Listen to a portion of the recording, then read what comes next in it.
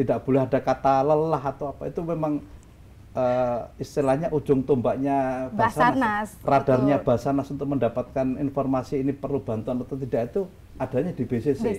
BCC itu sekali lagi kalau dari segi tugasnya ya dia kan melaksanakan monitoring ya, deteksi dini. Betul sekali.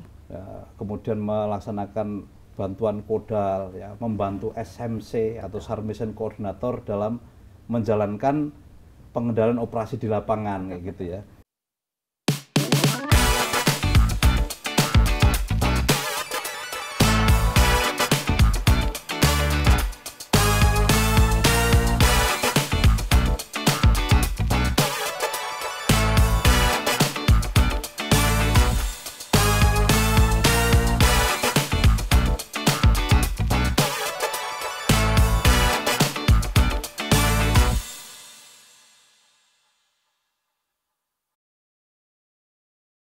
Assalamualaikum warahmatullahi wabarakatuh.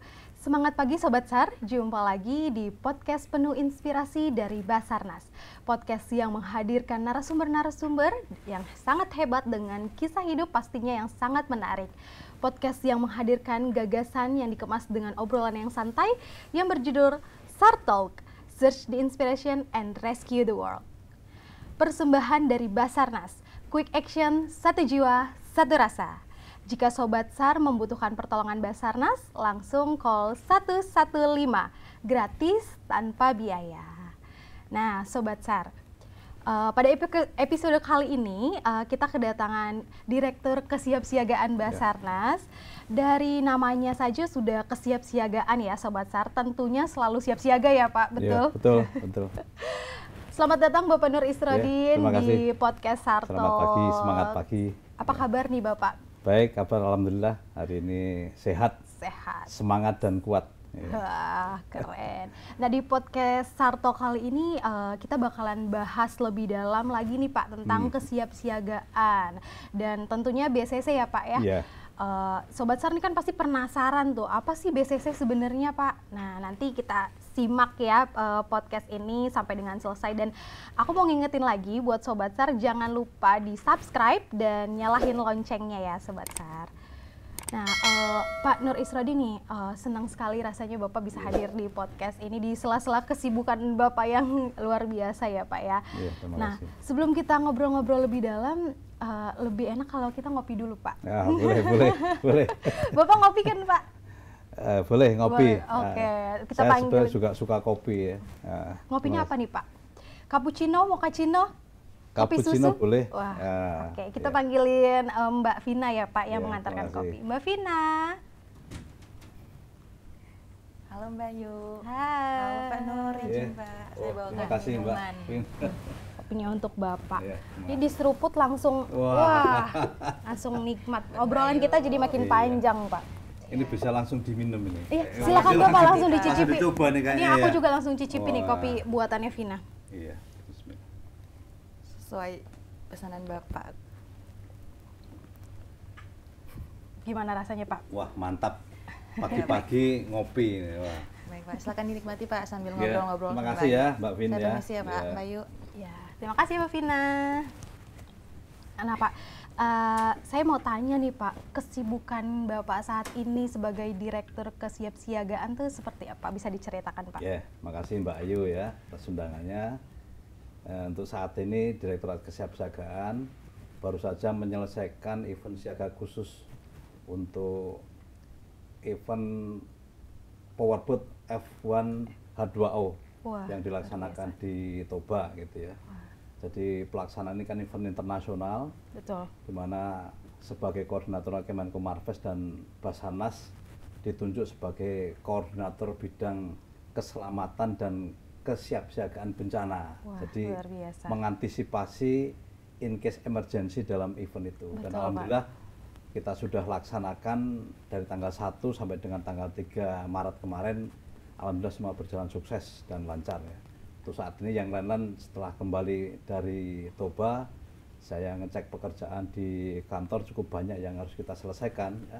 Baik itu pekerjaan yang sifatnya rutin maupun yang dalam waktu dekat ya, mungkin dalam 3 minggu ke depan kan kita sudah harus siap siaga untuk menghadapi arus mudik Lebaran gitu Siap. ya. Jadi nanti kami pun juga sudah mempersiapkan skenario untuk nanti Siaga melaksanakan Lebaran. siaga khusus Lebaran Siap, benar. tahun 2024. Betul. Jadi itu event yang ataupun agenda penting yang selama ini kita Rutin laksanakan. jalankan. Ya. Ya, betul Bapak.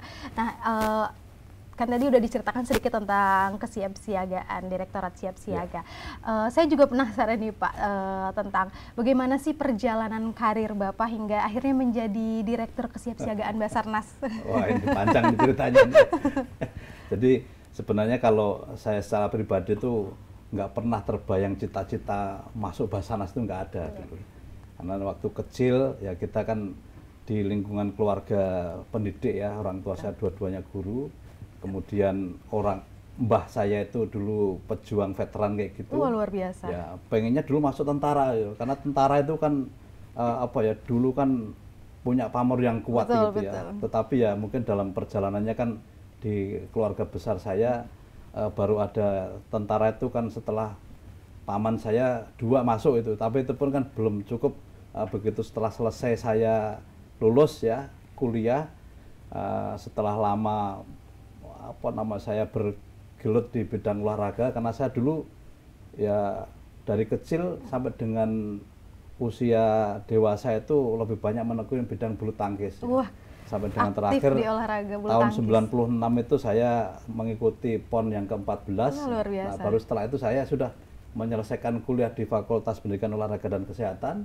Kemudian tahun 97 itu ada formasi penerimaan PNS di Kementerian Perhubungan. Nah, saya ngelamar di situ. Ngelamar di Perhubungan. Nah, di Perhubungan itu saya juga dulu tidak ada pilihan jabatan ya. Jadi Iya, betul. saya yang ngelamar saja di Perhubungan. Nah, tiba-tiba keluar skep, saya ditempatkan di Basarnas. Nah, ya, jadi saya juga taunya Basarnas ya waktu itu, apa itu makanan, apa itu SAR itu saya nggak tahu itu. Tapi Betul, memang Pak, itulah betul. garis perjalanan hidup saya. Tapi ya namanya sebagai abdi negara, saya jalankan dengan penuh tanggung jawab. 98 saya dapat sebagai PNS di Basarnas di bawah Basarnas. Kementerian Perhubungan waktu itu. Betul.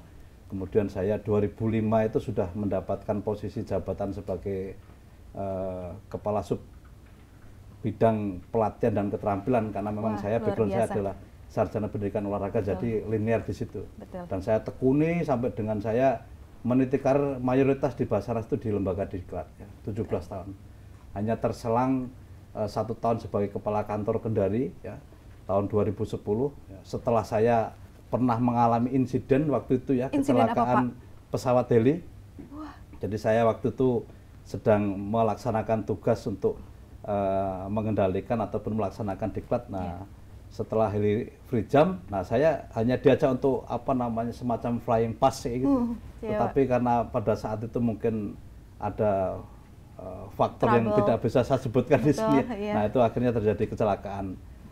Pesawat heli itu jatuh di Pantai Marina Semarang 2009 dan saya ada di dalamnya ya. Itu masih Tapi teringat banget ya, Pak.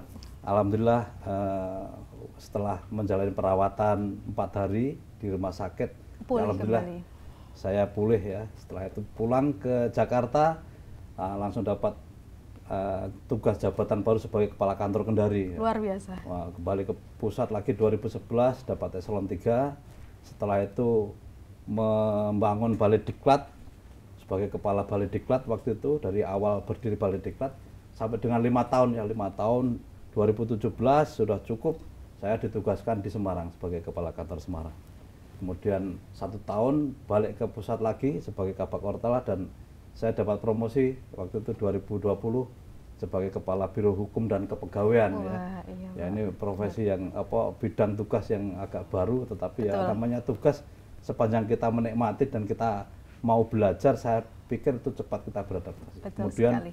sampai dengan 3,5 tahun saya berada pada posisi jabatan kepala Biro Hukum dan Kepegawaian, dan terakhir Biro Kepegawaian dan Organisasi Tata Laksana. Betul. Nah, baru sekitar 2 bulan yang lalu saya dilantik sebagai Direktur Kesiapsiagaan. Gitu Yang cerita baru. perjalanannya. Luar biasa Bapak, cerita perjalanan karirnya di Basarnas. Nah sekarang boleh di-spill sedikit nggak nih Pak? Tadi kan di awal udah saya sempat sebut BCC gitu Pak. Nah BCC ini adalah Basarnas Command Center. Betul. Nah saat ini apa sih yang sedang menjadi fokus Basarnas Command Center itu Pak? Iya. Kalau Basarnas Command Center ini kan fungsinya kan untuk monitoring dan koordinasi pelaksanaan operasi dan kesiapsiagaan ya, secara umum ya. Karena pada prinsipnya semua unit ataupun layanan kedaruratan, baik itu SAR, pemadam kebakaran, layanan ambulan, itu semua pelayanan itu 24 hour service gitu ya. 24 termasuk jam ya Pak. Di BCC. Betul. Jadi tugasnya adalah memonitor atau memantau adanya mungkin ada sinyal atau deteksi mara bahaya atau ada laporan dari masyarakat atau sumber berita yang bisa dipastikan itu adalah kejadian yang membutuhkan layanan SAR. Iya, betul. Ya. Dan itu harus ada. Sebenarnya sebelum ada BCC itu embrionya dari dulu awal mula berdiri Basarnas itu sebenarnya sudah ada, tapi bentuknya hanya ruang com center gitu. Nah, center tugasnya sama itu. Jadi dia melakukan monitoring terhadap potensi kecelakaan, bencana dan kondisi membahayakan manusia atau situasi darurat ya gitu ya. Betul, Pak. Sehingga begitu ada laporan apa aksi yang dilakukan, nah di BCC itulah yang nanti akan menginput data, kemudian mendistribusikan ini penanganannya di wilayah mana, siapa sebagai SMC-nya dan seterusnya. Dan di BCC itu saat ini beban kerjanya cukup banyak ya. Betul. Artinya setiap hari kasus yang masuk, informasi kedaruratan masuk dengan yang pemberhentian operasi itu jumlahnya average sekitar 15 sampai 20 kejadian gitu. Banyak sekali ya Pak yang harus ditangani. Itu karena kita yang mengkontrol kita adalah seluruh Indonesia ya, sehingga jumlah itu mungkin ya relatif menurut saya tidak terlalu signifikan besar. Ada masa-masa tertentu di mana load-nya itu sangat tinggi, di atas 25 kejadian dalam satu hari. Nah, itu yang dikerjakan oleh teman-teman BCC yang ada di lantai 11 itu.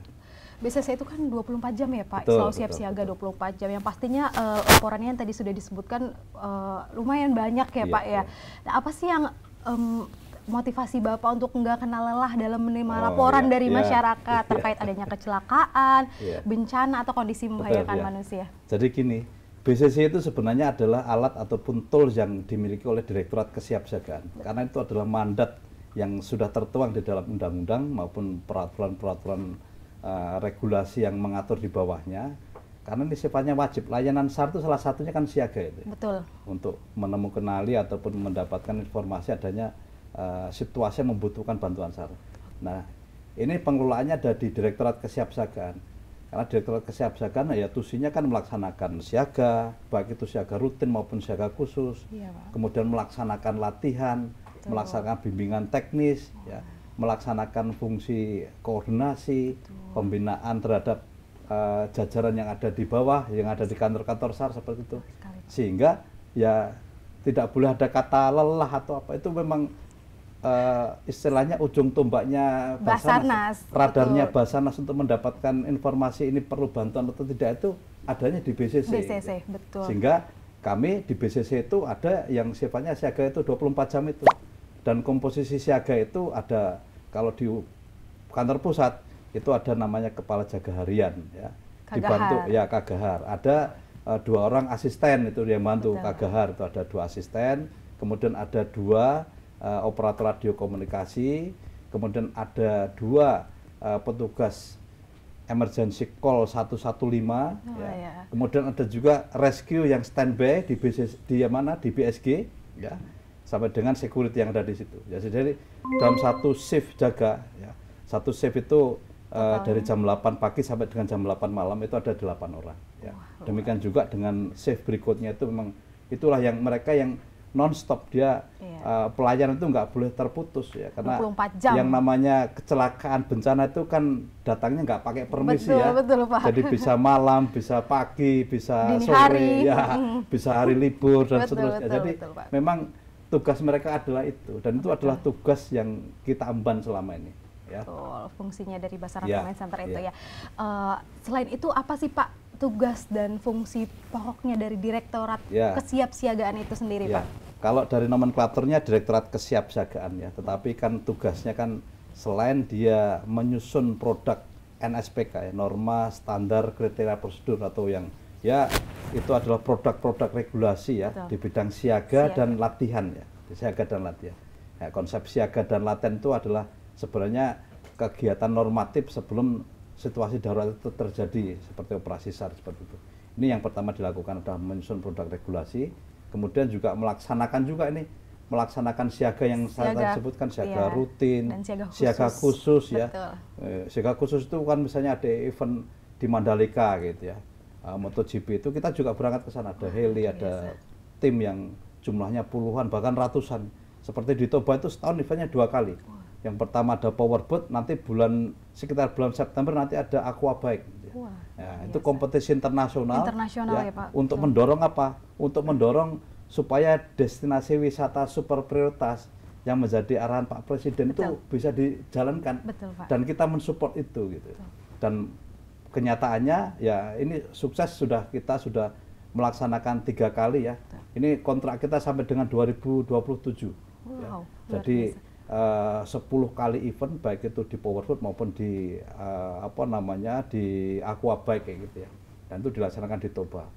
Kemudian pelaksanaan tugas yang lain tuh selain siaga rutin, siaga khusus yang saya sebutkan tadi, ada siaga Nataru, siaga Lebaran itu juga kan ini kan ada pergerakan manusia ya, pergerakan manusia yang jumlahnya ratusan juta. Ini harus kita juga punya peran, kita punya yang namanya UPT itu ada 43 kantor SAR. Ya. Di bawah UPT masih ada 77 posar, ada 83 unit siaga. Semua bekerja pada masa-masa kita melaksanakan siaga. Gitu. Dan mereka pegawai-pegawai itu tidak ada kenal cuti, nggak boleh cuti. Benar sekali, Pak.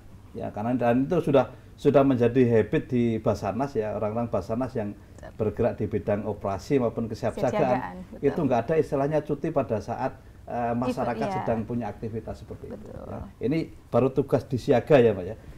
Tugas di latihan adalah gini, kita juga melaksanakan latihan, mulai latihan satuan, latihan antar satuan, latihan bergu, latihan antar regu, latihan gabungan dengan potensi, dan juga latihan bersama dengan negara-negara lain, tetangga, ya. Negara tetangga khususnya, seperti ada Malindo dengan Malaysia, Indopura dengan Singapura, Ausindo. Nah, itu rutin kita lakukan setiap tahun ya, untuk menjaga supaya SOP ataupun prosedur operasi pada saat terjadi insiden ataupun terjadi kecelakaan di perbatasan kedua wilayah negara tersebut itu benar-benar sudah terlatihkan sehingga pada saat terjadi operasi yang sebenarnya ya kita sudah menjalankan itu protap itu. Betul sekali, nah, itu konsep yang ada di latihan. Jadi pekerjaan kita memang loadnya cukup besar, Mbak. Jadi, dan itu tidak ada seling waktunya ya.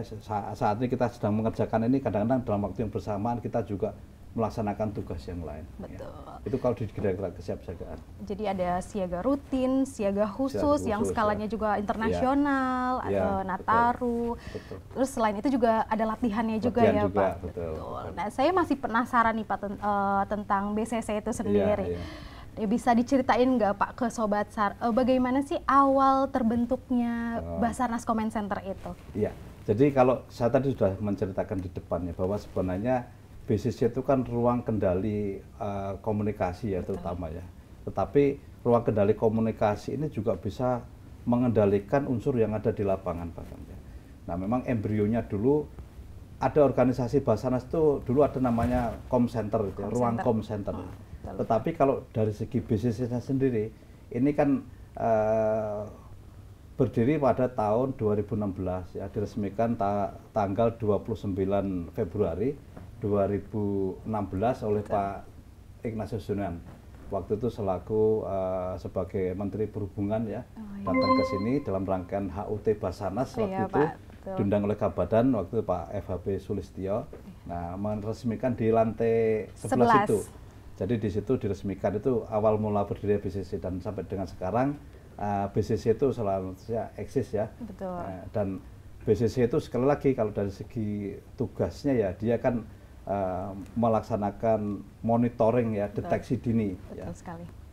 Kemudian melaksanakan bantuan kodal, ya, membantu SMC atau SAR Mission Coordinator dalam menjalankan pengendalian operasi di lapangan kayak gitu ya. Sehingga di BCC itu ya memang dari segi petugasnya agak banyak gitu ya, lumayan banyak yang saya sebutkan tadi. Di samping itu ada peralatan-peralatan yang ada di sana, Mbak. Ya, mungkin peralatan-peralatan yang ada di sana itu ada yang pertama itu ada flight monitoring system itu. Jadi di sana itu ya untuk mengendalikan, untuk melihat pergerakan pesawat itu. Ini sebenarnya kan miniatur yang ada di AirNav ya. Ya, AirNav. Jadi setiap ada pergerakan pesawat itu bisa dikontrol dari situ, dan misalnya ada case satu pesawat yang mengalami situasi darurat, itu sudah bisa mengontrol dari awal ya. Sehingga kita bisa mendeteksi pesawatnya apa, ketinggiannya berapa, arahnya kemana, kayak gitu ya. Sehingga kalau misalnya ada case emergency, kita sudah bisa menghitung, mengkalkulasi kira-kira emergensinya itu posisinya di mana. Itu nanti sangat bermanfaat pada saat operasi SAR. Iya, betul sekali. Nah, yang kedua itu ada namanya Meolot ya. Meolot system itu juga alat mendeteksi sinyal mara bahaya yang dipancarkan dari pesawat maupun kapal ataupun orang yang berada dalam situasi darurat. Kalau di pesawat itu namanya ELT, Emergency Locator Transmitter. Nah, kalau di kapal itu namanya EPIRB ya. Emergency Positioning Indicator Radio Beacon. Kalau di orang per orang itu biasanya namanya PLB. Nah, dia bekerja pada frekuensi tertentu yang 406 MHz kalau tidak salah. Dan kalau itu di switch on atau dinyalakan, itu akan terpancar sinyal itu kalau ditangkap oleh satelit Kosmosat itu dipantulkan ke stasiun bumi yang ada di Cariu, di LUD Cariu. Itu akan terpancar tuh. Posisinya di mana kayak gitu. Kalau itu pesawat ataupun kapal tuh yang sudah terregistrasi akan kelihatan tuh pesawatnya kepunyaan siapa, posisinya di mana. Nah, itu akan ketahuan sehingga memudahkan kita di dalam searching. Ya. Benar sekali. Jadi sudah tidak perlu lagi searching karena sudah posisinya udah tepat. Nah, alat yang ketiga ada namanya INATWS itu ya, alat deteksi gempa bumi yang dititipkan dari BMKG. Ada lagi peralatan dari vessel monitoring system dari Bakamla juga di situ. Kemudian ada aplikasi QR SAR QR SAR juga itu ada aplikasi yang kita bangun ya, teman-teman dari Pusdatin bangun di BCC itu ya aktivitas operasi yang ada di daerah. Kemudian ada aplikasi kesiapsiagaan juga ada di situ ya. Itu aplikasi yang setiap hari mengupdate kesiapsiagaan alut maupun personel ya yang ada di UPT. Ya, sehingga ya mereka kalau misalnya ada operasi sudah siap deployment ya. Kemudian ada aplikasi IMSAR ya. IMSAR itu aplikasi untuk menggambarkan track perjalanan dari alut yang kita punya, terutama kapal yang punya GPS tracking gitu ya. Kapalnya Basarnas ya, Pak. Jadi kalau melaksanakan operasi nggak akan kesulitan dan kita juga nggak bakalan kapal kita itu hilang gitu ya. Benar sekali, benar sekali. Karena jadi, bisa ke tracking sudah bisa ke tracking, dia berangkatnya dari pelabuhan mana, tujuannya kemana, dan dia setiap pergerakan itu terdeteksi gitu ya. Itu aplikasi yang ada di tempat kita. BCC. Kemudian ada aplikasi lagi SARMAP. SARMAP ada lagi yang Pak. dari bantuan dari Australia. Itu misalnya ada objek yang jatuh di laut itu ya. Bagaimana cara mencari, misalnya kejadiannya 3 hari yang lalu baru lapor hari ini ada kapal tenggelam. POB-nya misalnya ada 10, dia turun dengan live raft. Itu bisa dicari dengan aplikasi itu. Maksudnya daerah pencariannya ini dia terkena arus, terkena angin, pengaruh dari lingkungan, dia objek itu geser kemana, itu bisa dideteksi dari SARMAP itu. Kalau zaman dulu kalkulasinya manual. Nah, kalau kalkulasi manual kapan selesainya dan tidak semua orang bisa itu. Tapi kalau menggunakan aplikasi ini ya tinggal disetting kapan kejadiannya, kita lihat data arus, data angin ya. Pada hari kejadian itu akan tergambar deskripsi ataupun gambaran daerah pencarian yang memungkinkan objek itu ada, itu namanya SARMAP itu ya. Terus kemudian ada juga aplikasi e-broadcast itu ya untuk menyampaikan ataupun notifikasi terhadap kapal-kapal yang melintas di wilayah yang sedang kita cari gitu. Misalnya ada objek yang di tengah laut itu kan nggak biasa gitu ya. Kalau di darat mungkin banyak orang lewat ya. Tetapi kalau di laut itu kan kita meminta tolong kepada siapa. Betul sekali, Pak. Jadi kalau misalnya ada kejadian darurat di laut seperti itu ya salah satu cara ya kita memapelkan ataupun kita memberikan notifikasi terhadap kapal-kapal yang melintas. Seandainya nanti dia melihat ada satu objek yang dalam pencarian kita, maka dia bisa memberikan bantuan gitu. Nah itu ada 10 lah. Ada lagi aplikasi OSOC juga. Itu. Aplikasi OSOC itu apa onset apa namanya koordinator center gitu ya. Jadi itu aplikasi yang berupa notifikasi secara internasional kalau terjadi gempa bumi besar itu ya, yang membutuhkan bantuan internasional user. Nah, wah, luar biasa. Jadi kalau misalnya ada bencana gempa besar ya seperti di Haiti yang kejadian kemarin di Turki ya, Pak. Itu di aplikasi virtual OSOC itu akan muncul. Oh, dia membutuhkan bantuan internasional user ya. Nah, karena kita sudah punya user medium class, kita bisa membantu itu. Jadi itu aplikasi-aplikasi yang ada di BCC dan itu saat ini kondisinya serviceable, artinya saat ini berfungsi ya. Dengan baik. Itu pun juga kadang-kadang kalau kita masih membutuhkan informasi di luar itu, misalnya ada kegawat darutan potensi gunung api, kita bisa membuka webnya punyanya PVMBG ya, Pusat Vulkanologi dan Mitigasi Bencana Geologi. Itu kan ada webnya, tinggal kita buka ini gunung api ini statusnya apa ya, apa yang harus dilakukan dan sebagainya. Jika kalau kita kolaborasi selama ini dengan mitra-mitra Basarnas ya, ini sudah berjalan dengan baik-baik ya.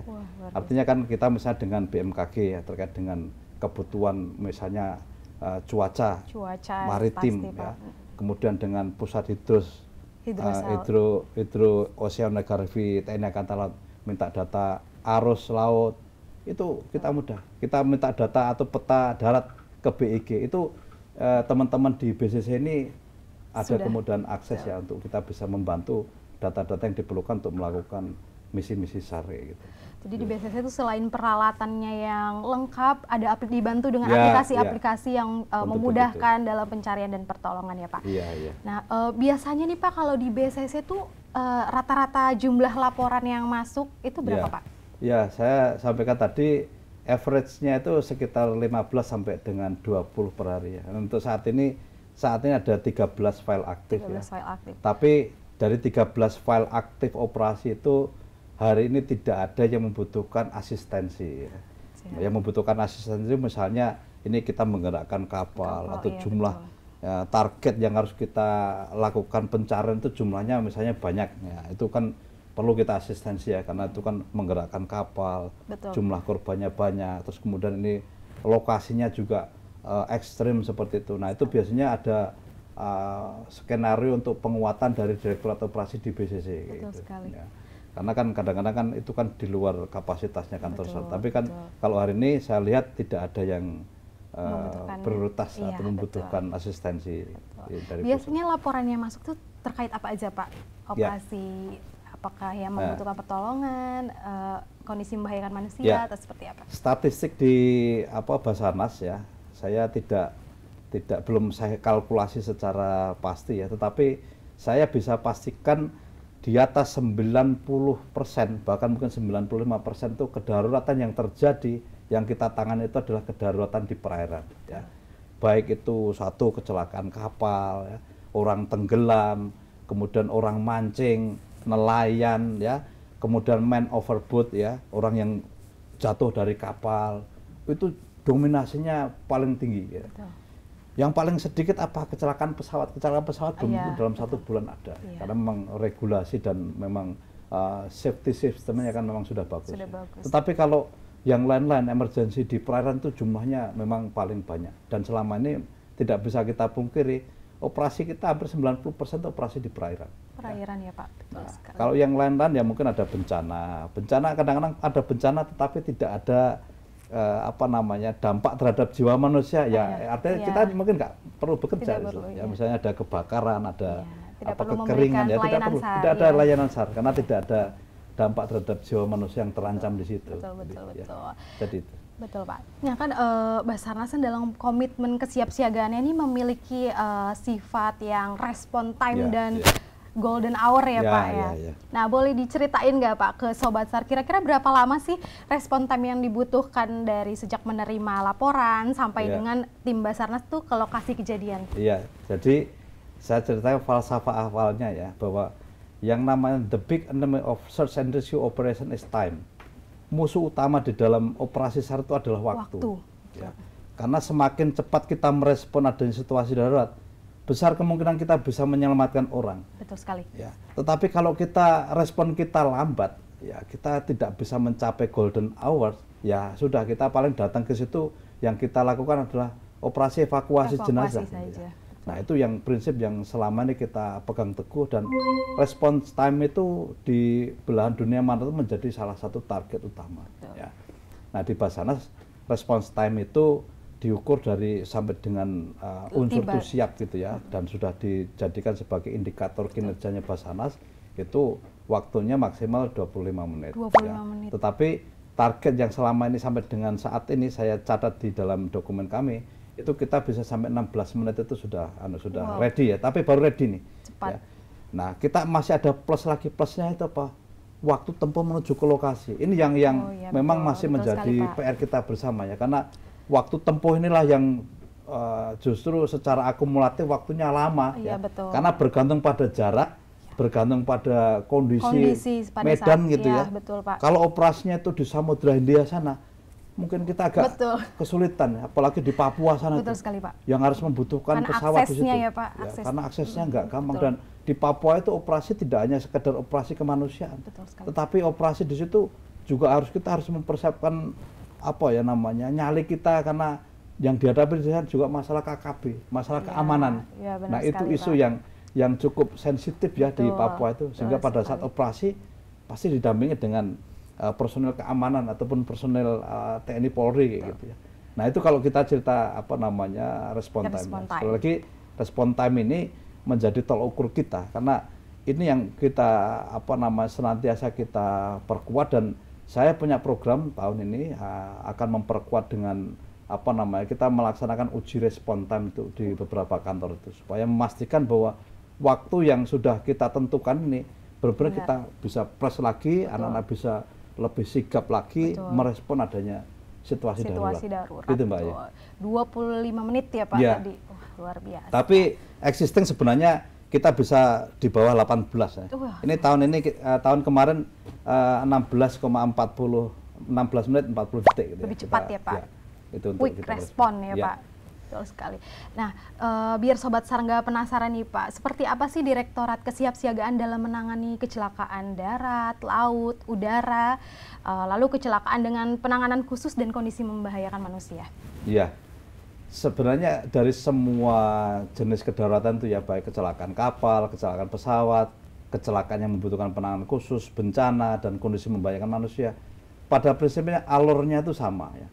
Kalau hanya secara spesifik, kalau di kecelakaan pesawat dan kapal itu kita mempedomani apa yang diatur di dalam IAMSAR manual gitu ya. Ada namanya tingkat keadaan darurat, ada namanya inserva, itu tingkat meragukan ya. Ada keraguan terhadap keselamatan penumpang yang ada di dalam kapal maupun pesawat, yaitu inserva. Kemudian ada alerva, itu kan kondisinya tingkat kedaruratannya lebih lagi nih. Dia lebih namanya mengkhawatirkan, kata kuncinya adalah tingkat mengkhawatirkan. Berarti ada semacam sinyal ya, sudah lampu kuning lah, ini pasti sepertinya ada masalah ini. Nah kalau yang terakhir itu namanya distress phase ya. Distress phase itu memang fase memerlukan bantuan ya. Nah memang notifikasi inserva, alerva, kemudian distress phase ini menjadi ranah dari otoritas di airnav ya, dan kita mempedomani itu. Tetapi memang selama ini ada juga instrumen yang lain, bahwa informasi ini bisa kita dapat dari sumber-sumber resmi, misalnya dari masyarakat gitu ya, dari pemerintah setempat, dari otoritas penerbangan maupun pelayaran, dari pemilik aset kayak gitu ya. Nah itu kan informasi masuk ini kan bisa ditangkap dari manapun ya, bisa dari media, bisa dari 115, bisa langsung ke Basarnas kayak gitu ya. Nah begitu informasi ini masuk, tentunya kita lakukan tahap operasi SAR. Di situ ada namanya tahap menyadari, awareness stage. Ya. Tahap menyadari itu ya itu pengumpulan informasi nih, bener nggak ini kan harus di cross check ini kebenarannya ya. Setelah itu oh ya ini pendataan semua data dimasuk sambil berjalan tuh sebenarnya di dalam tahap operasi 1 simultan dengan menyiapkan ataupun menyiagakan unsur. Jadi kita terima informasi masuk sambil kita pendataan, sambil unsur-unsur yang ada di lapangan tuh kita siagakan. Betul. Kan makanya kan di dalam bisnis itu ada tidak hanya satu orang ya. Pasti di situ ada beberapa orang. Bagi tugas nanti ada yang tugasnya menginventarisasi data, kemudian ada yang menyiapkan dokumen-dokumen yang diperlukan untuk nanti pelaksanaan operasi, ada yang tugasnya itu menghubungi, mengkoordinasikan dengan pihak-pihak terkait kayak gitu. Nah itu yang kita sebut dengan istilah awareness state dan initial action state ya. Initial action state itu sampai dengan tahap tindak kawal itu ya sampai dengan preliminary communication, extended communication, memastikan itu ada situasi darurat sampai dengan penunjukan namanya SAR Mission Coordinator.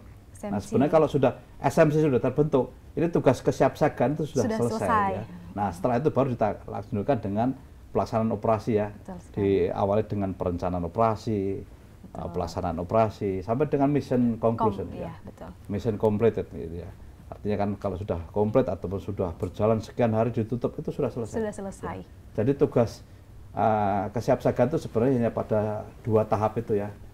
Pada tahap awareness sampai dengan tahap initial action ya.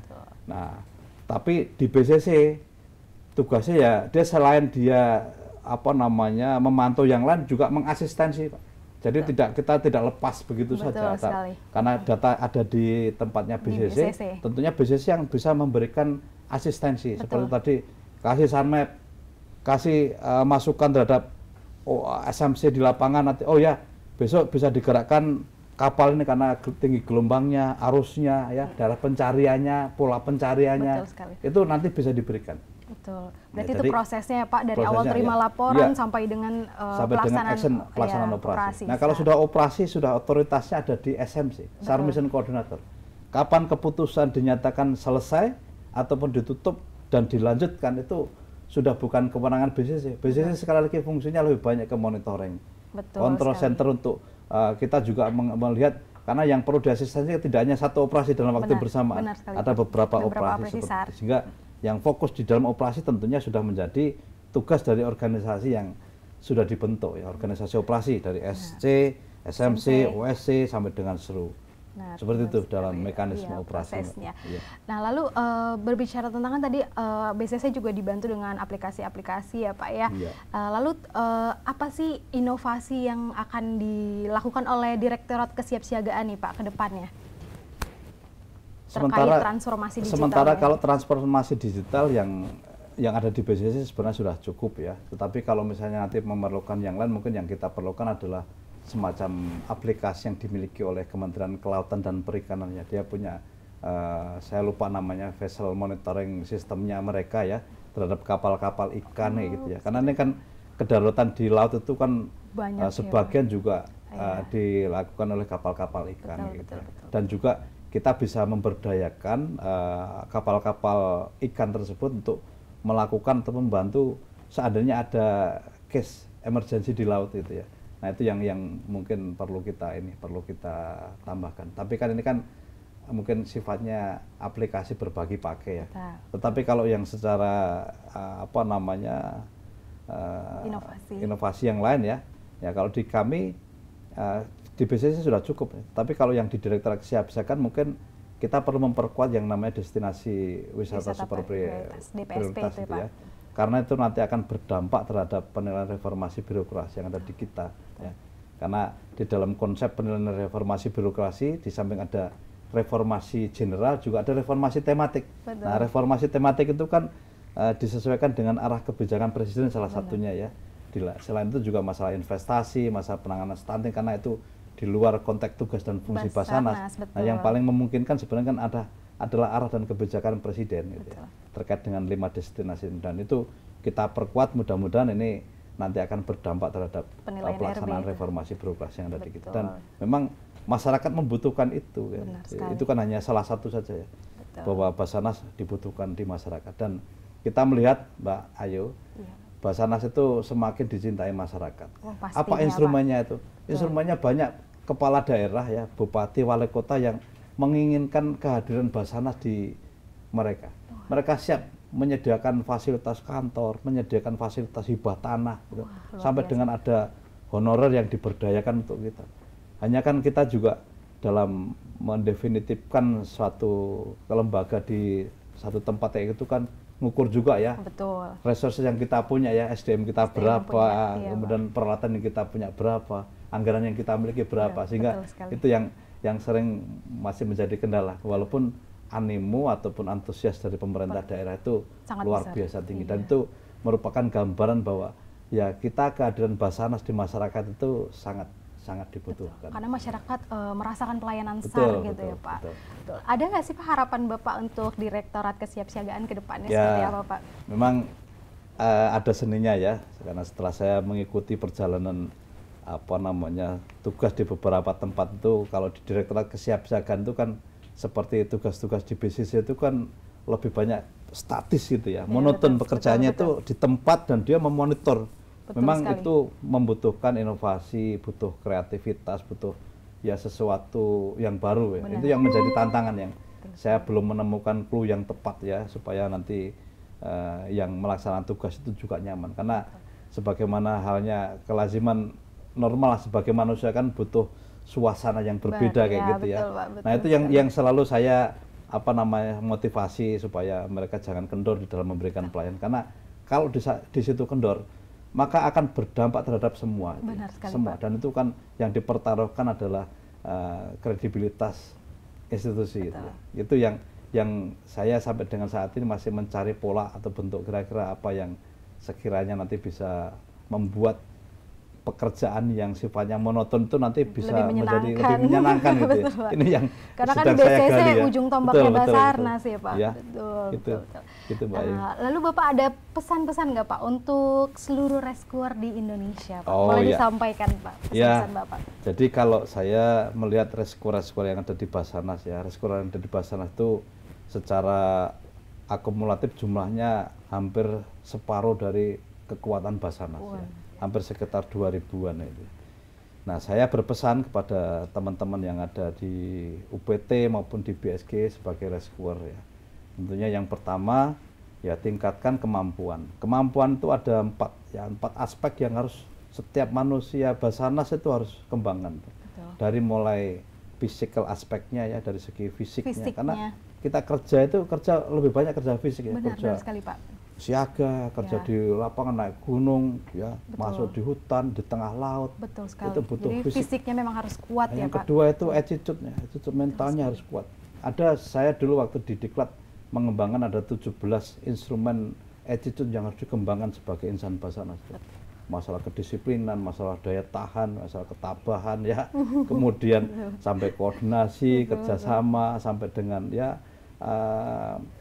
sikap-sikap kerja yang menunjang itu. Nah, yang ketiga itu psikomotorik, keterampilan. Keterampilan wajib ini hukumnya harus dikembangkan terus ya, diasah terus ya Pak. Karena kalau nggak diasah, apalagi Basarnas itu menangani multi kompleks disaster. Ya. Semua disaster harus ditangani, semua harus expert gitu. Itu sebenarnya nggak mungkin gitu. Nggak mungkin, tetapi harus kita sadari betul siapa lagi kalau bukan kita gitu. Bukan rescuer Basarnas. Yang ketiga psikomotorik, yang keempat ya itu tadi ada kognisi ya, pemahaman, wawasan, pengetahuan yang harus kita miliki. Jadi 4 aspek ini yang perlu harus diperkuat. Kemudian yang berikutnya adalah ya kita harus senantiasa menyenangi pekerjaan kita ya. Betul, Pak. Kemudian alat-alat yang kita pergunakan dipelihara dengan baik ya. Dan harus familiar dengan peralatan. Karena kita berharap alat yang kita pakai itu sebenarnya adalah sandaran dari nyawa kita. Benar sekali Pak. Kalau kita misalnya nggak care dengan misalnya alat peralatan yang kita miliki, tali saja lah, tali kan mantel. Tiba-tiba di situ sebenarnya ada core yang yang sobek atau yang sudah tidak layak kayak gitu. Kalau digunakan, misalnya kita tidak tahu tiba-tiba putus. Itu adalah membahayakan, jadi itu alat-alat itu juga harus dirawat. Betul gitu sekali. Dan yang terkait dengan lain-lain ya, cintai keluarga, ya, cintai keluarga, biasakan kita safety dalam menjalankan tugas dan harus ikhtiar yang kuat ya, ikhtiar dengan doa. Gitu ya. Semua pekerjaan yang kita jalani ada penuh dengan risiko. Betul sekali Pak. Jadi pengalaman sudah membuktikan ya, teman-teman kita ada yang gugur pada saat menjalankan tugas. Ya. 2,5 tahun terakhir ada 5 rekan-rekan Deskor yang gugur pada saat menjalankan misi operasi maupun latihan.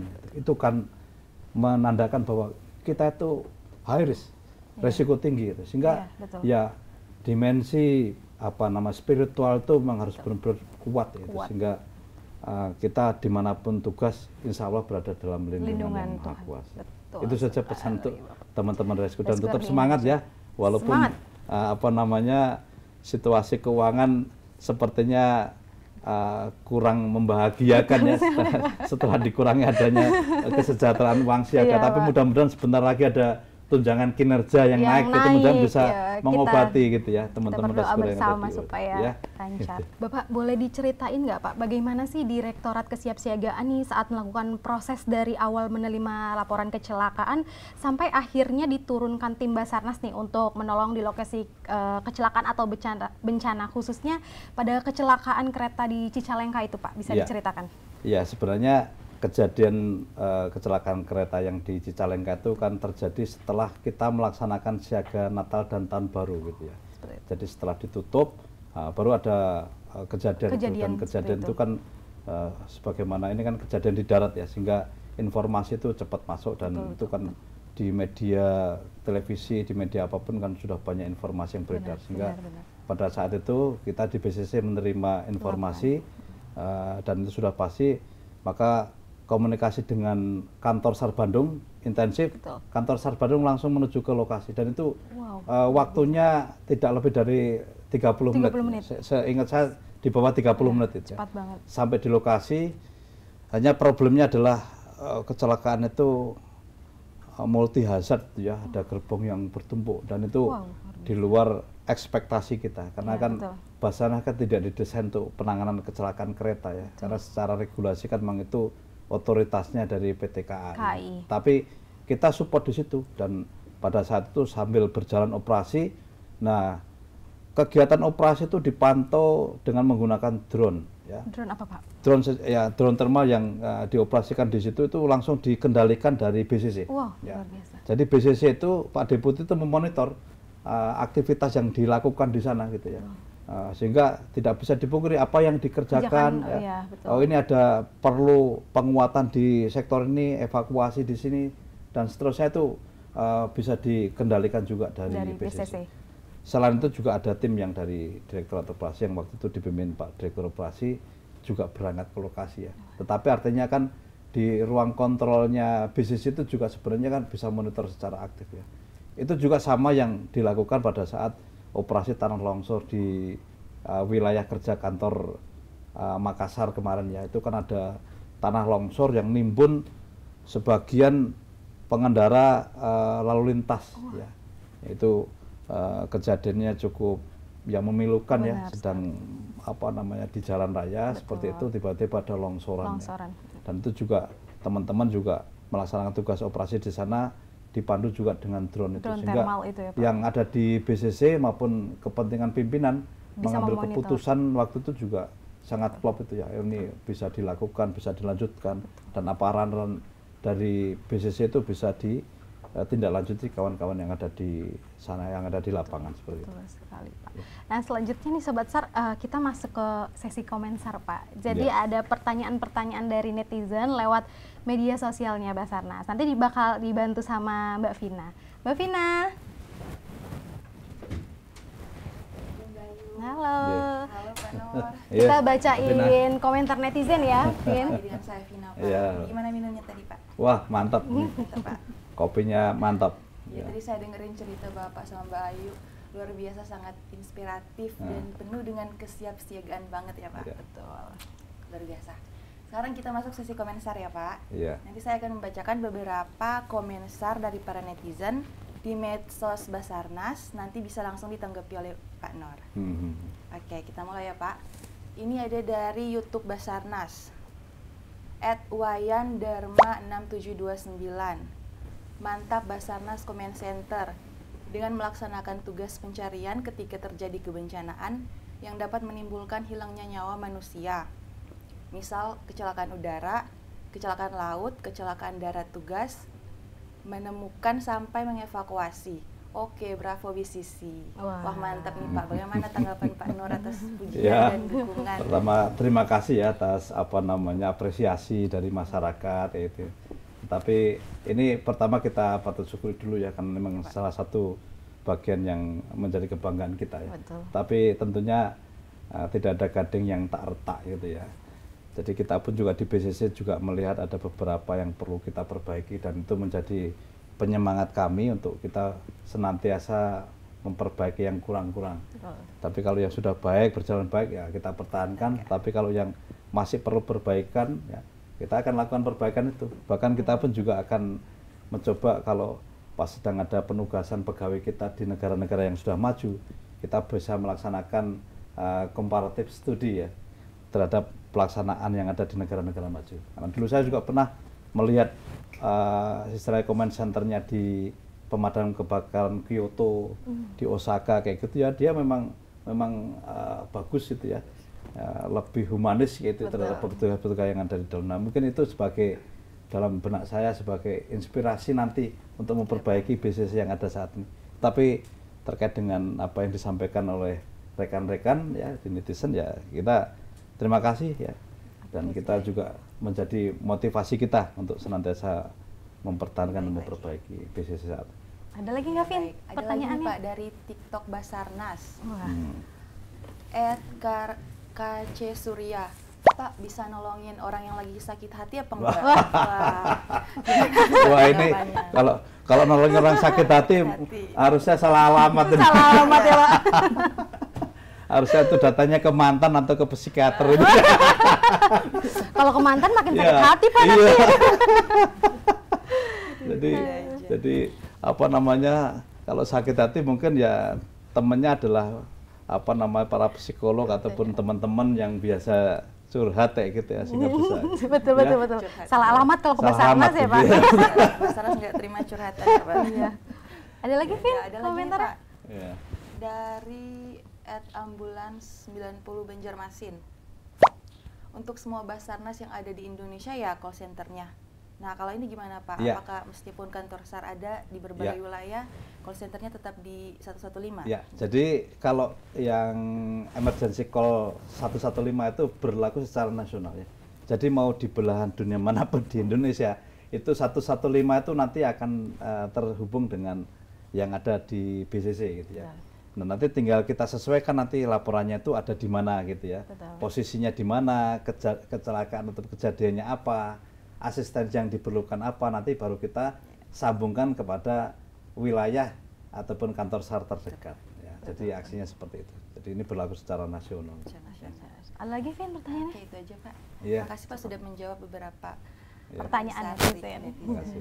Netizen ada-ada aja ya, Pak ya. Ada yang nanya-nanya nyeleneh gitu, Pak. Ada yang memberikan apresiasi terhadap Ya, Basarnas. wajar dihujat, gitu. diapresiasi itu wajar ya. Iya, Pak. Betul.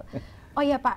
Kita tuh ada paket untuk Bapak. Wah, Saya ada paket. panggilkan kurirnya ya, Pak ya. Wah, boleh, Namanya boleh. Sarjek, Pak. Sarjek ya. Oh iya. Sarjek. Silakan masuk. Permisi. Wah. Ini Pak paketnya, Pak. Iya. Waduh. Silakan, Kakak. Waduh, makasih nih. Ini paketnya dari Sartok nih, Pak. Siap. Oh Bisa iya, dibuka. iya. Bukain. Iya. Bisa dibantu dibuka, Mas? Oh, langsung bisa dibuka. Iya. Wah, Wah. ini. Terima kasih. Keren. Apa Ada nih? lagi? Ada lagi. Ada lagi? Wah, Ada tinggal lagi, Bapak. Sama saya bantu ya. Iya. Search the inspiration and rescue the world. Maaf, Search the inspiration and rescue the world. maaf Kak, ada paket lagi. Ada lagi nih, Pak, Wah, untuk Bapak paketnya, Pak. kaos ya. Kaos. Ini ukurannya mudah-mudahan sesuai ya. Iya, Udah iya, iya. disesuaikan, Pak. Terima kasih ya. Ya. Terima kasih Mas Sarjek ya, dianterin Terima kasih, Mas Sarjek, paketnya. ya. Sama. Mhm. Keren banget paketnya nih. Ya. Ini bisa langsung dipasang di ruang kerja Bapak. Iya, Wah. ini pasti. Nanti kalau ke ruang kerja sudah pasti nemu gambar ini. Ya. Iya. Baik, terima kasih ya Bapak. Kita udah ngobrol-ngobrol santai nih bareng Bapak Nur Isrodin. Banyak banget inspirasi yang sudah didapat dari cerita-cerita Bapak. Nah Sobat SAR, jangan lupa ya untuk tonton SAR Talk yang tayang setiap Sabtu di YouTube channelnya Basarnas. Dan jangan lupa untuk like, subscribe, komen, dan share. Sampai jumpa lagi di SAR Talk episode berikutnya. Search the inspiration and rescue the world. Quick action, satu jiwa, satu rasa. Iya. Terima kasih ya. Bapak. Terima kasih. Ya, Vin.